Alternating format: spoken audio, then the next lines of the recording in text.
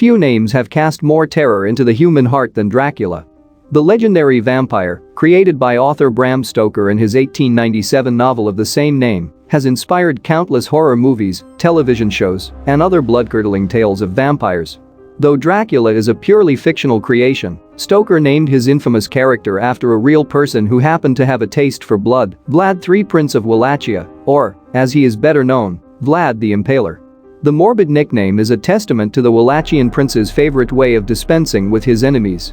But other than having the same name, the two Draculas don't really have much in common, according to historians who have studied the link between Stoker's vampire count and Vlad III. By most accounts, Vlad III was born in 1431 in what is now Transylvania, the central region of modern-day Armenia. However, the link between Vlad the Impaler and Transylvania is tenuous, according to Florin Curta, a professor of medieval history and archaeology at the University of Florida. Stoker's Dracula is linked to Transylvania, but the real historic Dracula, Vlad III, never owned anything in Transylvania, Curta told Live Science. Bran Castle, a modern-day tourist attraction in Transylvania that is often referred to as Dracula's Castle, was never the residence of the Wallachian prince, he added. Because the castle is in the mountains in this foggy area, and it looks spooky, it's what one would expect of Dracula's castle, Curta said. But Vlad III never lived there. He never even stepped foot there. Vlad III's father, Vlad II, did own a residence in Siora, Transylvania, but it is not certain that Vlad III was born there, according to Curta. It's also possible, he said, that Vlad the Impaler was born in Targoviti, which was at that time the royal seat of the Principality of Wallachia, where his father was a voivode, or ruler. It is possible for tourists to visit one castle, where Vlad III certainly spent time. At about age 12, Vlad III and his brother were imprisoned in Turkey. In 2014, archaeologists found the likely location of the dungeon, according to Smithsonian Magazine. Tokat Castle is located in northern Turkey. It is an eerie place with secret tunnels and dungeons that is currently under restoration and open to the public. In 1431, King Sigismund of Hungary, who would later become the Holy Roman Emperor, inducted the elder Vlad into a knightly order, the Order of the Dragon. This designation earned Vlad II a new surname, Dracul. The name came from the old Romanian word for dragon, Drac. His son, Vlad III, would later be known as the son of Dracul, or, in Old Romanian, Dr. Culia, hence Dracula. In modern Romanian, the word Drac refers to another feared creature, the devil, Curta said. According to Dracula, Sense and Nonsense by Elizabeth Miller, in 1890 Stoker, read a book about Wallachia. Although it did not mention Vlad III, Stoker was struck by the word Dracula. He wrote in his notes, in Wallachian language means devil. It is therefore likely that Stoker chose to name his character Dracula for the word's devilish associations. The theory that Vlad III and Dracula were the same people was developed and popularized by historians Radu Florescu and Raymond T. McNally in their 1972 book In Search of Dracula. Though far from accepted by all historians, the thesis took hold of the public imagination, according to the New York Times.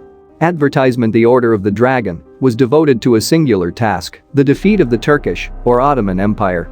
Situated between Christian Europe and the Muslim lands of the Ottoman Empire, Vlad II's, and later Vlad III's, home Principality of Wallachia was frequently the scene of bloody battles as Ottoman forces pushed westward into Europe and Christian forces repulsed the invaders.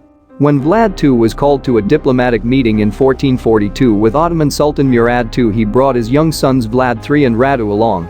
But the meeting was actually a trap, all three were arrested and held hostage. The elder Vlad was released under the condition that he leave his sons behind. The Sultan held Vlad and his brother as hostages to ensure that their father, Vlad II, behaved himself in the ongoing war between Turkey and Hungary, said Miller, a research historian and professor emeritus at Memorial University of Newfoundland in Canada. Under the Ottomans, Vlad and his younger brother were tutored in science, philosophy and the arts.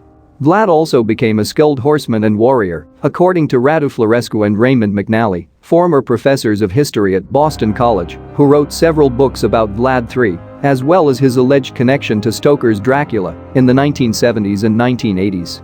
They were treated reasonably well by the current standards of the time, Miller said.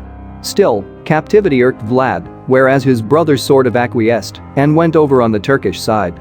But Vlad held enmity, and I think it was one of his motivating factors for fighting the Turks, to get even with them for having held him captive. While Vlad and Radu were in Ottoman hands, Vlad's father was fighting to keep his place as voivode of Wallachia, a fight he would eventually lose.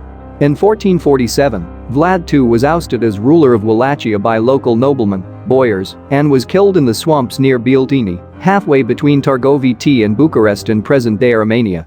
Vlad's older half-brother, Mircea, was killed alongside his father. Not long after these harrowing events, in 1448, Vlad embarked on a campaign to regain his father's seat from the new ruler, Vladislav II.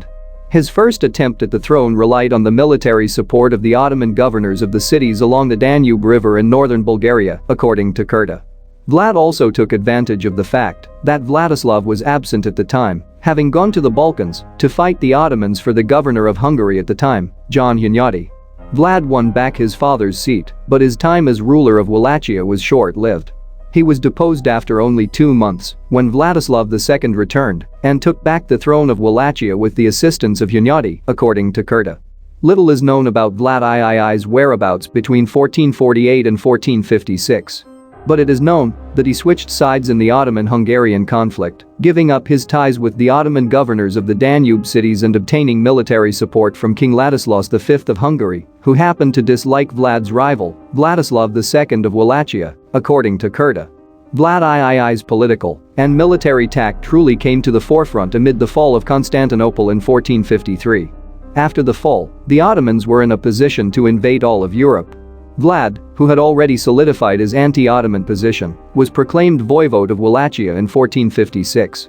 One of his first orders of business in his new role was to stop paying an annual tribute to the Ottoman Sultan, a measure that had formerly ensured peace between Wallachia and the Ottomans. To consolidate his power as voivode, Vlad needed to quell the incessant conflicts that had historically taken place between Wallachia's boyars. According to legends that circulated after his death, Vlad invited hundreds of these boyars to a banquet and, knowing they would challenge his authority, had his guests stabbed and their still twitching bodies impaled on spikes. This is just one of many gruesome events that earned Vlad his posthumous nickname, Vlad the Impaler. This story, and others like it, is documented in printed material from around the time of Vlad III's rule, according to Miller. In the 1460s and 1470s, just after the invention of the printing press, a lot of these stories about Vlad were circulating orally, and then they were put together by different individuals in pamphlets and printed, Miller said. Whether or not these stories are wholly true or significantly embellished is debatable, Miller added. After all, many of those printing the pamphlets were hostile to Vlad III. But some of the pamphlets from this time tell almost the exact same gruesome stories about Vlad, leading Miller to believe that the tales are at least partially historically accurate. Some of these legends were also collected and published in a book, The Tale of Dracula, in 1490, by a monk who presented Vlad III as a fierce but just ruler. Vlad is credited with impaling dozens of Saxon merchants in Kronstadt, present-day Braov, Romania, who were once allied with the boyars, in 1456. Around the same time, a group of Ottoman envoys allegedly had an audience with Vlad, but declined to remove their turbans, citing a religious custom. Commending them on their religious devotion, Vlad ensured that their turbans would forever remain on their heads by reportedly having the head coverings nailed to their skulls. After Mehmed II, the one who conquered Constantinople, invaded Wallachia in 1462, he actually was able to go all the way to Wallachia's capital city of Targoviti, but found it deserted. And in front of the capital he found the bodies of the Ottoman prisoners of war that Vlad had taken, all impaled, Curta said. Vlad's victories over the invading Ottomans were celebrated throughout Wallachia, Transylvania and the rest of Europe. Even Pope Pius II was impressed. The reason he's a positive character in Romania is that he is reputed to have been just, though a very harsh, ruler, Curta said. Not long after the impalement of Ottoman prisoners of war, in August 1462, Vlad was forced into exile in Hungary, unable to defeat his much more powerful adversary, Mehmed II. Vlad was imprisoned for a number of years during his exile, though during that same time he married and had 2 children. Vlad's younger brother, Radu, who had sided with the Ottomans during the ongoing military campaigns, took over governance of Wallachia after his brother's imprisonment.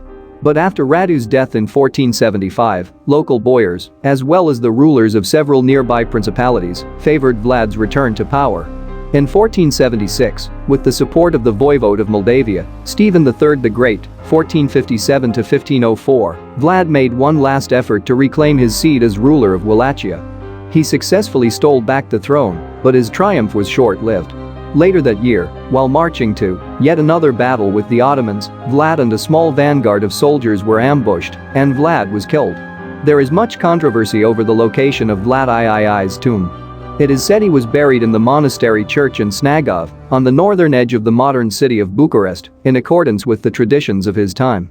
But recently, historians have questioned whether Vlad might actually be buried at the monastery of Comana, between Bucharest and the Danube, which is close to the presumed location of the battle in which Vlad was killed, according to Curta.